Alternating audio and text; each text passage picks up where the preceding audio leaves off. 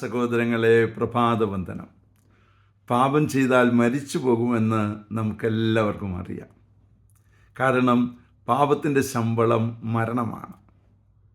എന്നാൽ ജീവിച്ചിരിക്കുന്നവർ മരിച്ചവരാണോ എന്നുള്ള കാര്യത്തിന് ഇന്ന് വചനം വളരെ വ്യക്തമായിട്ടൊരു മറുപടി പറയുകയാണ്.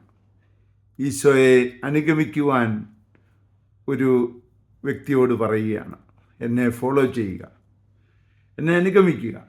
പെട്ടെന്ന് അവൻ ചില ഉത്തരവാദിത്തങ്ങൾ പറയുകയാണ്. എൻ്റെ അപ്പൻ മരിച്ചു, ഞാൻ അടക്കമൊക്കെ കഴിഞ്ഞിട്ട് വരാം.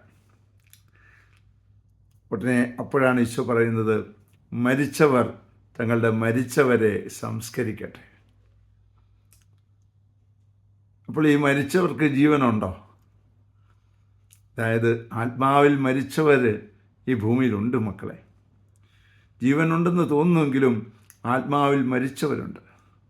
അങ്ങനെ ആത്മാവിൽ മരിച്ച വ്യക്തിത്വങ്ങൾ നമ്മുടെ ഇടയിലും വസിക്കുന്നുണ്ട്. അത് യേശുവിനറിയാം.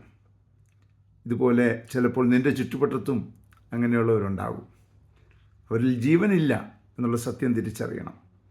ജീവൻ ലഭിക്കണമെങ്കിൽ അത് വചനത്തിൽ തന്നെ ആശ്രയിക്കണം.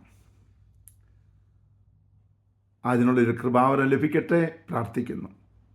പരിശുദ്ധ അമ്മയെ സഹായിക്കണേ. വിശുദ്ധ ഔസേപ്പ് പിതാവേ, ഞങ്ങൾക്ക് വേണ്ടി പ്രാർത്ഥിക്കണേ. പരിശുദ്ധാത്മാവെ എഴുന്നള്ളി വരണേ. പരിശുദ്ധ പരമ ദിവ്യകാരുണ്യത്തിന് എന്നേരവും ആരാധനയും സ്തുതിയും പുകഴ്ചയും ഉണ്ടായിരിക്കട്ടെ. ആമേൻ.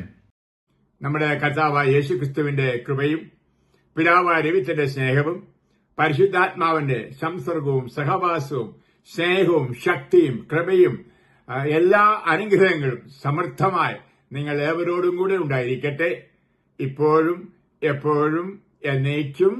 ആമേൻ.